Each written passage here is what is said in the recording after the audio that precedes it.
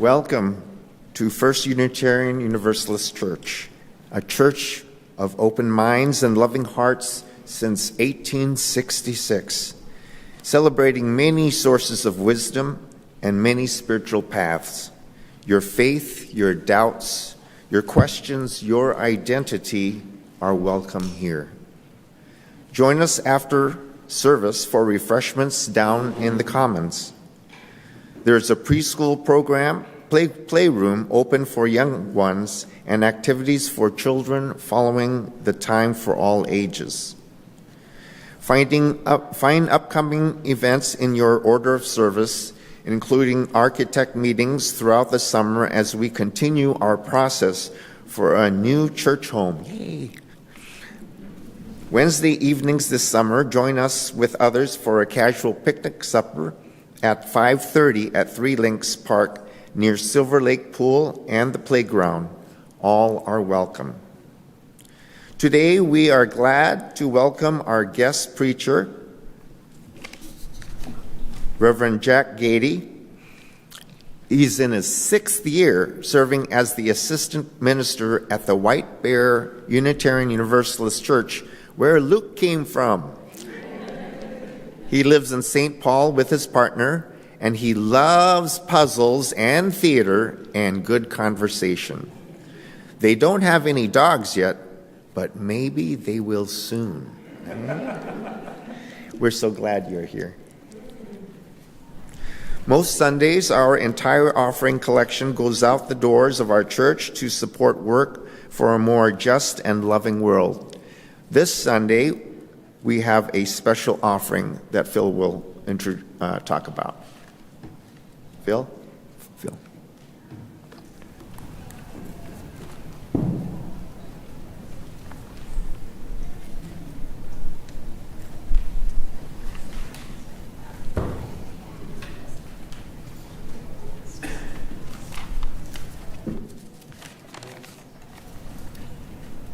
Well, I thought this was going to be at the offering, so sorry. My name is Phil Wheeler, and this congregation has been involved with efforts related to sanctuary and immigration justice, related to, I was saying that, that's no good, supporting a family of asylum seekers from Nicaragua. 3 of them, a 9-year-old and their adult parents, were threatened with murder by arson, and one of them was jailed and tortured while in Nicaragua for participating in a protest march. So we've been supporting them because they have not had work authorization. Luckily, after many more months than it should have taken, 2 of them now have work authorization, and so they're going to be taking over their living expenses. But they still have legal expenses, and we have agreed to help with those. So this means that our Immigration Justice Fund is about $3,000 short in the short term. In the long term, of course, immigrant justice is likely to remain a significant need. There are still people who need representation in ICE detention, and there will continue to be people fleeing persecution who need asylum. We are asking that you consider donating to the Immigrant Justice Fund either today or online, and thank you for your generosity.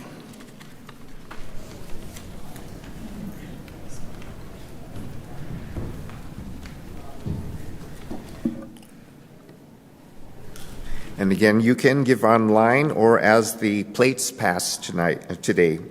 And again, thank you for your generosity. Now let us enter this time of worship with these words from our minister in the 1870s, Reverend Eliza Tupper Wilkes.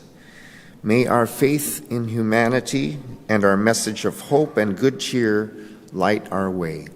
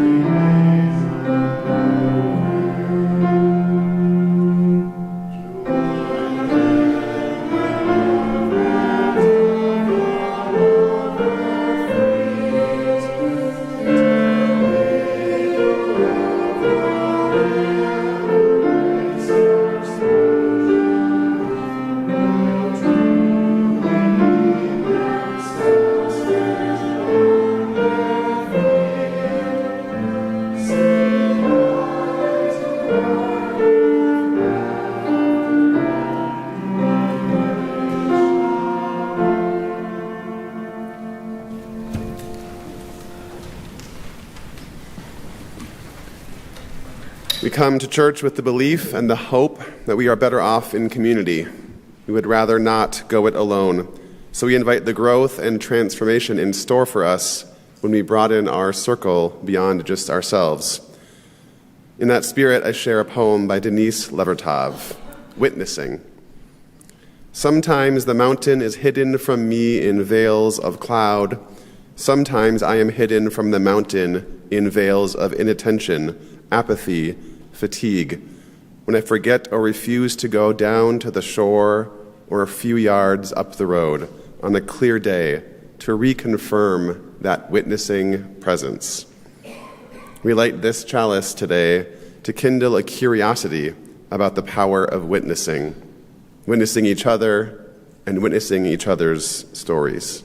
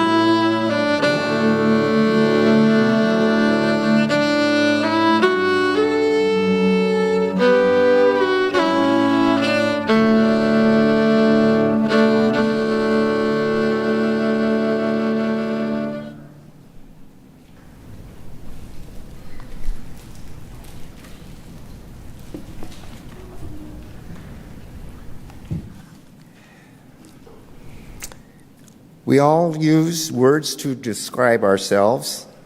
It is important to recognize that everyone likes to be called different things.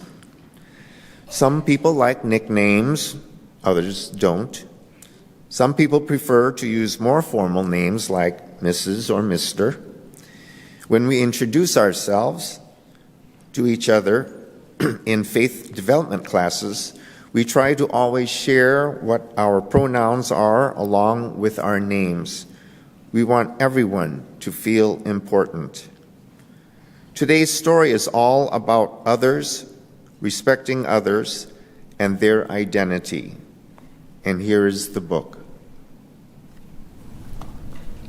It Feels Good to Be Yourself, a book about gender identity. Written by Teresa Thorne, illustrated by Noah Grigney. This is Ruthie. She's a transgender girl. That means when she was born, everyone thought she was a boy, until she grew a little older. old enough to tell everyone that she's actually a girl. Girl is Ruthie's gender identity. This is Ruthie's brother, Xavier. Xavier is a cisgender boy. That means when Xavier was born, everyone thought he was a boy, and as he grew older, it turned out that everyone was right. He is a boy. Boy is Xavier's gender identity.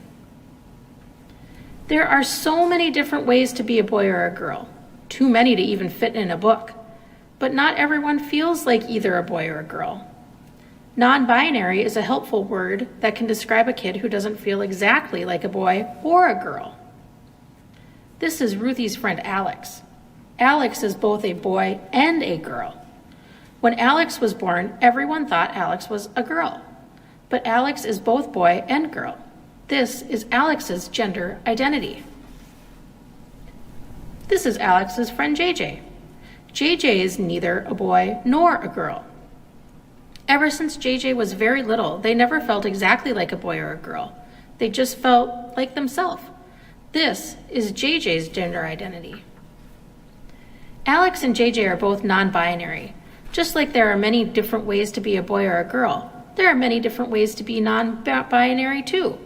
Too many to fit in a book. Some kids don't feel exactly like a boy or a girl. They feel neither. Some kids feel that their gender identity isn't always the same. It's often changing. And even with all these possible ways to be, some kids don't feel any of the words they know fit them exactly right. There are a never-ending number of ways to be yourself in the world. Whether you feel like a boy, a girl, both, or neither, or describe yourself as another way, that is your gender identity. Your gender identity might match what people thought you were when you were born, or it might not. See, when you were born, you couldn't tell people who you were or how you felt. They looked at you and made a guess. Maybe they got it right, maybe they got it wrong. What a baby's body looks like when they're born can be a clue to what the baby's gender will be, but not always. When people guess wrong, it's okay to let them know. Ruthie was 5 when she told her parents. Oops, Ruthie was a girl all along. They just didn't know it at first. When people guess right, it's also okay to let them know. Xavier was 3.5 when he told his family, "I'm a boy. I like being a boy." You might feel like a boy or you might feel like a girl. You might feel like both or neither. You might feel like your gender changes from day to day or from year to year. You might feel that none of these words describes you perfectly. You might not be sure yet. Maybe you're still figuring it out. Your feelings about your gender are real. Listen to your heart. No matter what your gender identity is, you are okay exactly the way you are. You are loved. And it feels so good to be yourself, doesn't it?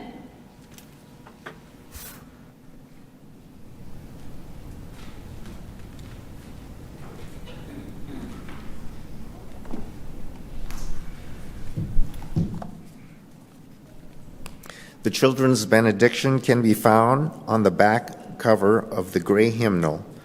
As the music plays, the children are invited to meet Chantel to go down for faith development activities.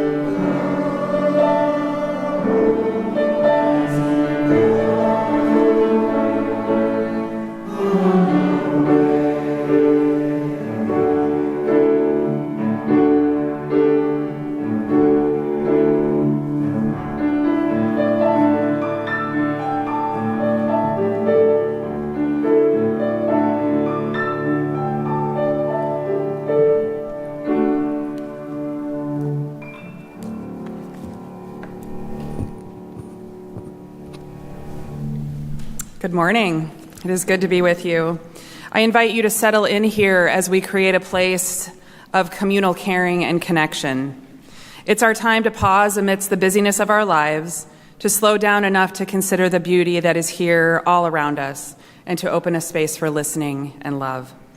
Here, we honor all who support us in this caring, loving, and all-inclusive ministry.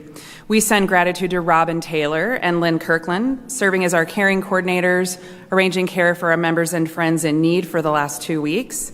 Joyce Wood and Phyllis Beery will take over tomorrow for the next 2, and we thank them for that. The members of our caring committee are wonderful examples of our compassionate community, holding us up as we go through challenging and happy times. And life can be challenging. We could all use some extra support with what life throws at us. And if you are experiencing those challenges in your life, we encourage you to reach out for support and help. If you need additional care or personal pastoral care, please reach out to Reverend Luke or myself. In this community, we share pieces of our lives with one another. We do this because all people here have value. Each person's experience matters. We lift up those who are experiencing sadness, illness, or loneliness. May the strength and love in our congregation help guide you.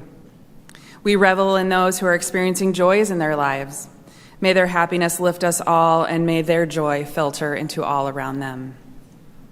This morning, we hold our own Gus Braga and family deep in our hearts with the passing of his mother, Augustina Braga, living in Tampa, Florida.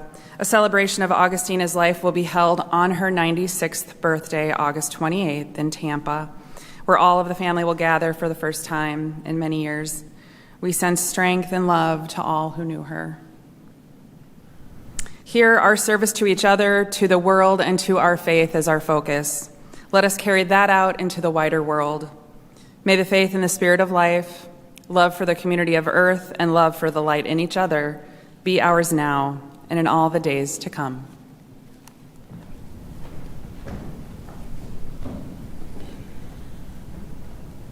Spirit of life, source of love, spirit of mystery and wonder.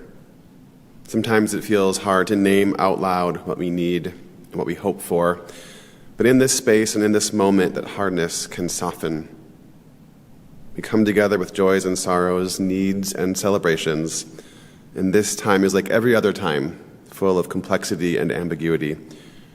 Whatever it is that we're struggling with today, may we find support. Whatever it is that we are grieving today, may we sense reprieve. Whatever it is that we are celebrating today, may we find co-creators and collaborators for that celebration. We take a few breaths together so that we can feel the ways that our connections are formed and our stories can become interwoven. Sharing breath, sharing space. We breathe in as we listen. We breathe out as we connect.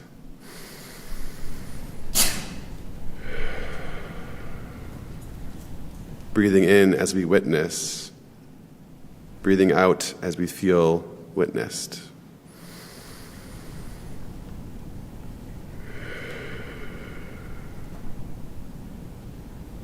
And now we take a moment to speak out loud into the space or silently in our hearts the names of our beloveds that we are holding in light and love.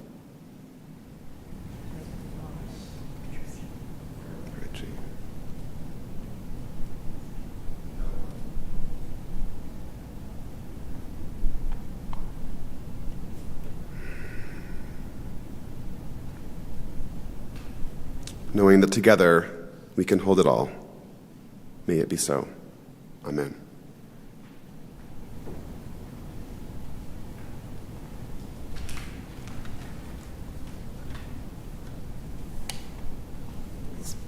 Please turn in your hymnals to 197. So how this is going to work is I'm going to sing the refrain once for you, and then I'd like you to sing it back to me. And then after that, I will sing the verse. You will sing the refrain right away. And then I'll sing another verse, and you sing the refrain. So kind of like a responsive reading.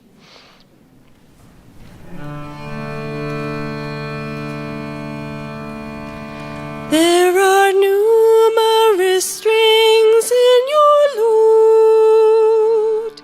Let me add my own among them.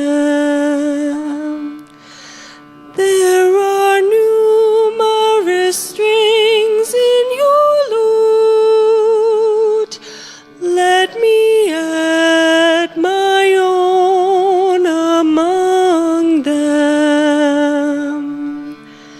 Then when you smite your cords, my heart will break its silence, and my heart will be one with your song. There are numerous strings in your lute. Let me add my own among them. Amidst your numberless stars, let me place my own little lamp. There are numerous strings in your lute. Let me add my own among them. In the dance of your festival of lights, my heart will throb, and my life will be one with your smile. There are numerous strings in your lute. Let me add my own among them.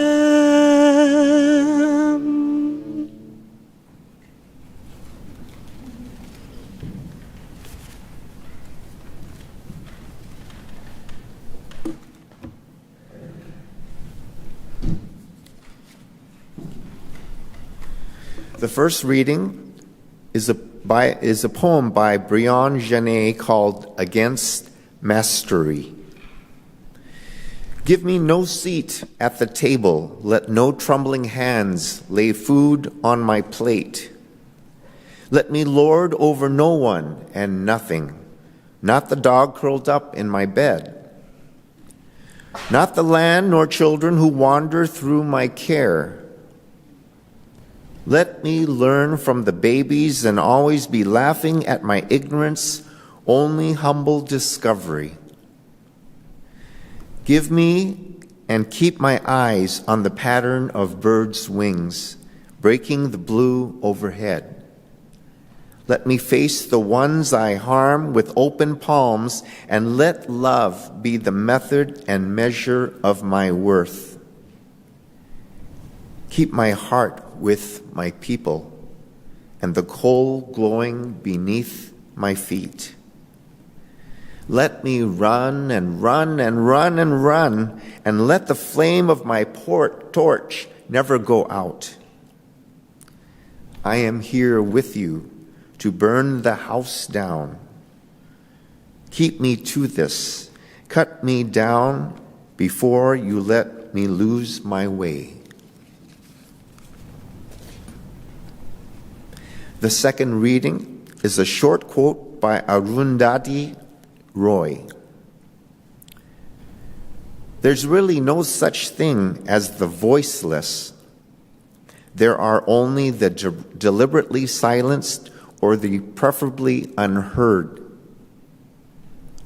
We will receive the offering.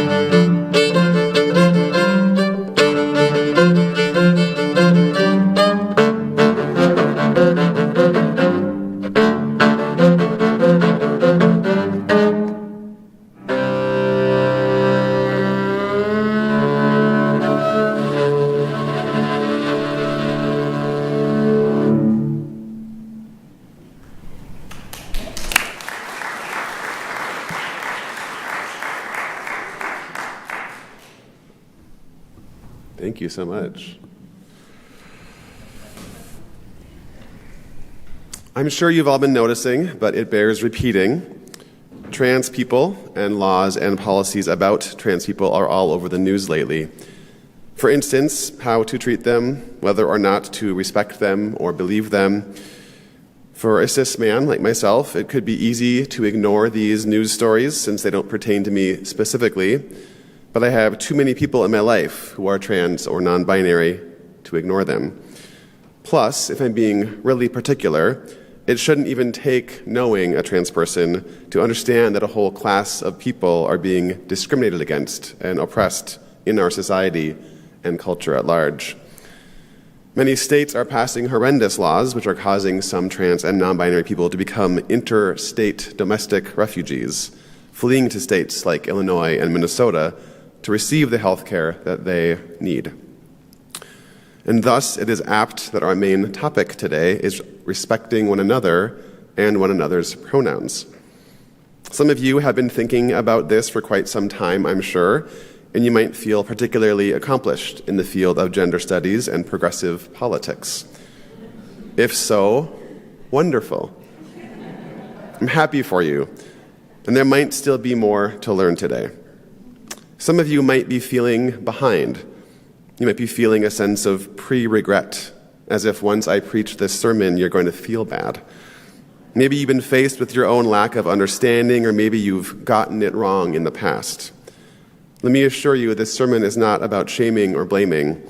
This sermon is about the act of love that is entailed when you use someone's correct pronouns. An act of love and respect, and it doesn't even necessarily need your understanding, just your action.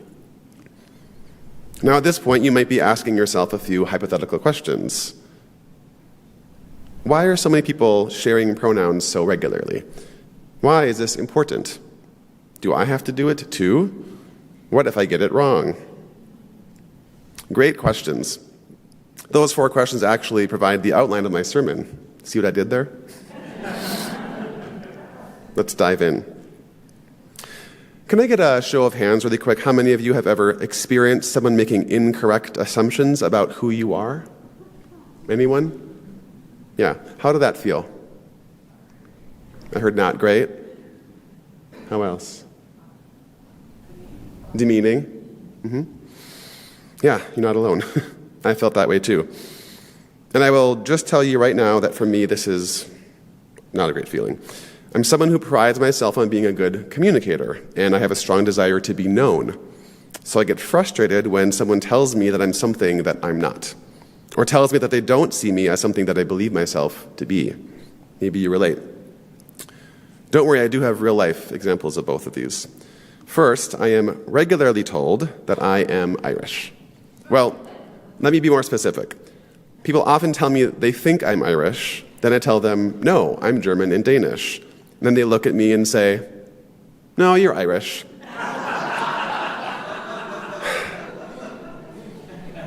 Now, don't get me wrong. I know that I have red hair. Well, I did before I dyed it, but, the beard is still red. And I also know that many Irish people also have red hair.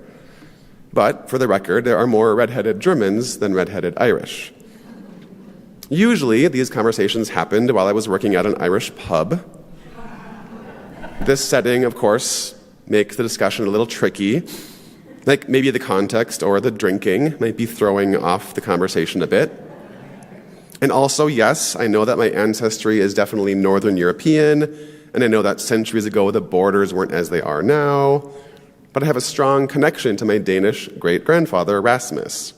I still have family members who live there, and I have visited some of them. I know that part of myself and resonate strongly with that particular ancestor's immigration story to the U.S. And then a complete stranger goes and tells me that they know me better than I know myself. If this were an experience on Yelp, I would give it 0 stars. I don't like it. It just deeply confuses me. Second, when I first came out as a gay man, I was told by many people that it was just a phase that I would grow out of. Maybe you've heard this before. Some people told me I was confused or misled, and one important adult in my life actually asked me, "Who taught you that?" As if being gay were a learned skill. I told that person that no one had taught me to be gay, but it was something that I had been slowly learning about myself. And I was taking a big leap of faith by trusting them with this information that would be news to them. I was trying to be patient, but the moment just really didn't sit well with me. Plus, I realized that the flip side of this question didn't make sense. So I asked them a question back. Who taught you to be straight? However, since this person was an authority figure in my life, that sassy question didn't go over so well. Oh, young and naive Jack. For those of you who raised your hands earlier, which I think was almost everyone, are these stories resonating with you? You have maybe similar experiences to this one, but, different details. I imagine you might have felt similarly confused or angry, misunderstood, frustrated. Now here's the rub. When someone tells you their pronouns and you don't use them correctly, it's pretty similar. They told you a bit about themselves, and then by using the wrong pronouns for that person, you're basically treating them like you know them better than they know themselves. It's similar to constantly mispronouncing someone's name or using the wrong name altogether. From the surface, this sermon seems like it should be an easy one. If someone says that their pronouns are they, them, use they, them pronouns. The end, amen, closing hymn, right? But it's just a little trickier than that. I've seen people consistently get this wrong, and I understand that it's tricky. Many of us, maybe even all of us, have been culturally trained to put every single person that we meet into two distinct boxes based on our understanding of their gender. And we have done this from a very early age, both ourselves and kids, right? Without asking for clarification or permission, we are choosing a person's pronouns for them. This has just been standard practice for years and years and years. It's the status quo. But guess what? We are learning that this status quo has been hurting people, especially people who are trans or non-binary, or people who don't conform to gender norms and expectations. We're in the process of disrupting this harmful status quo, and it has been a bit of an uphill battle. This disruption has been instigated by the people who are most affected and harmed by this practice, and that is our trans and non-binary siblings. This practice is just one step along our journey toward trans inclusion.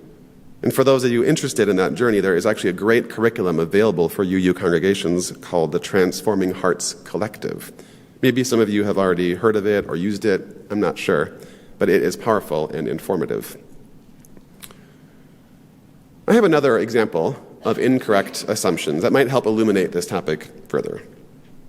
I recently chatted with a friend who had served as a pregnancy surrogate for someone else, and she shared with me how often people made big and incorrect assumptions about her and her pregnancy. Like, for instance, how big of an age gap there is going to be between kid number 2 and kid number 3 when it wasn't actually her kid in her belly. It became exhausting to correct the assumptions over and over again, so much so that she finally just stopped correcting them altogether. The burden became too great. Hearing about how often people assumed they knew all about her story was a good reminder to me. I am positive that in the past, when I saw someone that was pregnant, I would assume to know a lot about that person and their pregnancy. But now that I've heard from this friend, the next time I see someone who is pregnant, I won't presume to know the whole story. Because that's just it, we barely ever know the whole story. Well, no wait, not barely ever, that's too generous. We never know the whole story, right? We are complex people.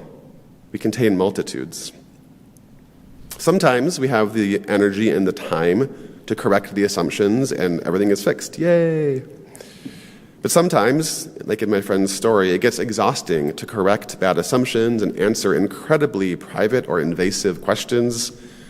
Sometimes it just becomes easier to lie. Because sometimes we don't trust that the person we're encountering will be able to see the real us or accept us for who we are. But fortunately for my friend, there was one place in her life where she didn't have to lie about her surrogacy process, and that place was her church. She knew that even if people didn't understand her decision or were surprised by it, they would accept her and take on a posture of curiosity and learning. And that is partly because that is what we do at church. We come to church not just to confirm what we already believe and then leave unchanged, but rather we come to church open to learn new things.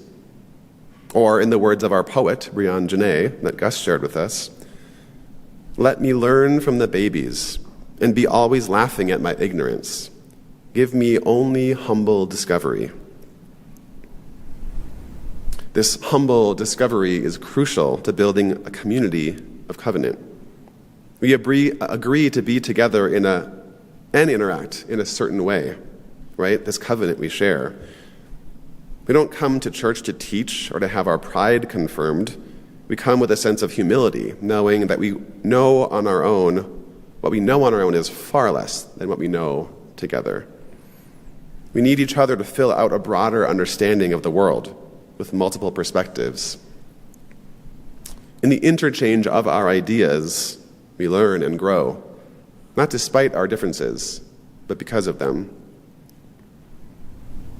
A few years ago, I was facilitating a class about anti-racism where we watched and discussed films by Black filmmakers. I tried my best to create a setting where the learning that we were accomplishing together could be fun and life-giving. However, many people expressed a sense of embarrassment as we were learning together. They essentially said, I'm just embarrassed that it's taken me this long to learn this truth. Or, I'm ashamed that I didn't understand the importance of anti-racism work until now.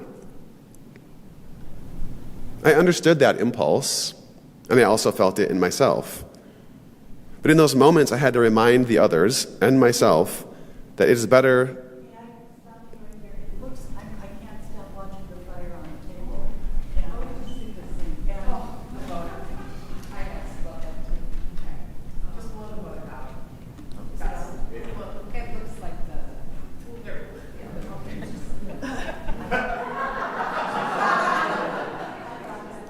You thought the fabric was on fire. Thank you for saying something. There's only one flame and it's very contained now. Thank you. I had to remind myself in those moments, and others as well, it's better to learn later rather than never. If it's a decision between learning late and not learning at all, let's always choose learning. In my ideal world, we would see all ourselves as lifelong students, constantly learning and growing. We have the opportunity to encounter new people, new cultures, and new ideas every single day. And the growth and the learning that could come from that is astounding. Rather than focusing exclusively on the shame felt from not knowing something earlier, how can we add in a little awe and gratitude that we know it now? We don't know until we know, right? But how do we stay open to the learning that's being asked of us? A few years ago, well, it's actually probably more like a decade now, a minister and her adult child taught a workshop around gender and transgender inclusion in a few different Twin Cities congregations. Maybe they came here as well, I'm not sure. But the purpose and drive of this workshop was to help educate people about the reality that people exist as part of a broader spectrum of gender identity and gender expression. So many of us have been taught, like I said, that there are two and only two boxes to fit into, both regarding our internal understanding of our gender and our external expression. This workshop helped participants understand that gender is much more expansive than that, and there was a question that still sticks with me from that day. One of the co-facilitators asked, in what way has this gender binary hurt or affected you? In what way has this simple and undeveloped understanding of gender limited you and your own expression? In other words, if you were assigned male at birth, have you felt the weight of masculine expectations weighing on you? Have you been harmed by a sense of toxic masculinity? Have you built up an understanding of masculinity or of yourself that has forced you to stifle some of your true expressions? If you were assigned female at birth, have you felt the weight of feminine expectations weighing on you? Have you been harmed by the understanding that others have of femininity? Have you built up an understanding of femininity or yourself that has prevented you from living as your full self? Big questions, right? Culturally speaking, we've been asking these questions for a while now, and many people, especially, but not exclusively younger people, have been pushing us as a society to re-examine the gender binary and how it can harm people. Not everyone feels like the gender binary has actually harmed them, and that's okay. You don't have to be harmed by something to hear and believe a story about that same thing harming someone else. Once you hear about that harm, you are called to respond with compassion and love. As our poet Brianne Janae says, "Let me face the ones I harm with open palms, and let love be the method and measure of my worth." For those of us who have been listening, we've been hearing many stories from trans and non-binary people about how much this gender binary has hurt them. We've heard about the pain of being called the wrong name or the wrong pronoun. We've heard about the joy-crushing damage done by the weight of expectations. We've also, sadly, heard about some queer and trans young folks who have tried to die by suicide. And this just absolutely breaks my heart. For some people, this is life and death. So we understand that love and covenant inspire us to do this practice. And we know the absolute seriousness and importance of this practice, sharing our names, our pronouns, respecting others. So let's move to the third question. Do I have to share my pronouns? This is a great question, and I'm so glad you asked. We hope that no one feels forced to share their pronouns unless and until they are ready to do so. And at the same time, UU churches hope to build communities where everyone feels safe and welcome enough to share their pronouns and know that they will be respected. Some people are on their own gender journey and are not yet ready to share with a larger group the pronouns that feel the most authentic for them. However, if you are comfortable sharing your pronouns, we hope that you do, because that contributes to this broader building of a community where it's just more and more normalized to share our pronouns with each other. Many UU churches have adopted this practice because of multiple discussions with our trans and non-binary members and friends who expressed a need for a practice like this so that they can be sure that their fellow churchgoers know and use the pronouns that help them feel accepted, seen, and valued. And having said that, there are still many reasons that a person might not want to share their pronouns. This practice is by invitation only, and we hope to always make that clear when we invite people to share their pronouns. This practice is I want to give one caveat here first. If you don't share your pronouns, many people will make assumptions about what pronouns they should use for you. Maybe those will be right, maybe they won't be right, and many people will choose not to make assumptions about your gender, and they might start referring to you with they, them pronouns, to be sure. As many of you know, this has become the accepted standard among virtually all English language style books to refer to a single person whose gender identity is not known or confirmed. For example, if someone were to leave their phone here and I had no idea whose phone it was, I wouldn't say, someone left his phone, or someone left her phone, or someone left his or her phone, right? You just say someone left their phone. We use this in regular speech all the time. So it's becoming more and more common. It might feel strange at first, and if it's new to you, I encourage you to practice it. I mean, I literally have driven my car before practicing over and over. If I learned someone's pronouns are they, them, it was so lovely to meet Rebecca. They are a great person. I like meeting Rebecca. Their shoes were great, right? Like I practice, and it's helpful. Don't feel embarrassed. We all practice, right? So a few don'ts about this practice, right? Here's a thing I've actually heard before. Oh, wow. She uses they, them pronouns. I didn't know that she was non-binary, right?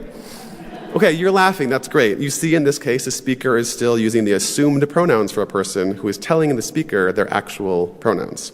So, okay, here's another. I just met that person and they don't use the pronouns that I expected them to use. I'm going to go confront them about it and ask them to educate me. Okay, this one's tricky because you might be thinking that it's good that the person wants to be educated. That's true. That is good. But this is one of those examples where you're asking a marginalized person to educate you about why they shouldn't be marginalized, right? In anti-racism work, the equivalent would be to ask a person of color to explain all the ways that they've experienced racism so that you can help understand how not to be racist. This asks the person of color to have to relive their trauma and pain, and a better plan would be to approach a fellow white person or a fellow cisgender person who you knew to be an ally and ask them some of your questions, right? I know that Reverend Luke is open to conversations like these, so am I. We welcome the opportunity to learn and grow with you and to companion you wherever you are on the journey. Okay, here's another one. After someone explained the importance of using the correct pronouns, someone responded with, okay, well, that sounds like a thing that I should start trying to do sometime soon once I figure it out. Okay, the challenge of the response is twofold. First, the attempt to use the correct pronouns for someone isn't something you should try only when you figured it out or understood more. You don't need to understand why it's important to start to use someone's correct pronouns. You just can do it, right? This shouldn't be a future decision that will happen someday. This should be a practice that you can adopt right away. So, for example, if you found out that you were calling someone Sheila, even though their name was Sharon, you wouldn't say, oh, okay, well, I'll start calling you Sharon soon. You say, oh, gosh, I'm so sorry, Sheila. How long have I been getting that wrong? Sheila, Sheila, Sheila. Great. Sheila, good to see you, right? Like you fix it right away in that moment. So in the same way, I hope we can do that with pronouns. And this leads me to the fourth and final question. What if I get it wrong? Okay, here's the thing. You will get it wrong. I get it wrong, right? All the time. Perfection was never the goal. Relationship is the goal. If you're acting in good faith and trying your best to use the correct pronouns for people, you will still make mistakes. And that's just part of life. It might take some time to undo years or even decades of gendered programming, right? Here in this community, I'm sure we are in the practice of offering grace to each other when we make mistakes. We are also in the practice of holding high levels of accountability to get back on the horse when we fall off. One little piece of advice that I have received: if you use the wrong pronouns, don't overreact and dramatically fall on some kind of proverbial sword and make it all about you. Just apologize, correct it, and move on, right? Also, just a reminder, we all try our best to English as best as we can every day. And I would say that at least once per daily we make mistakes. But we get back up and try again, right? So this morning and beyond this morning, maybe work together to build a new way. Maybe take one more step to a broader definition of inclusion. Maybe hear the voices of the deliberately silenced and preferably unheard. Maybe do our best to draw the circle wide. And if we fall, when we fall, may we forgive ourselves and each other and begin again in love. May it be so, and make it so. Amen. Please rise in body or spirit for our hymn, One More Step, number 168.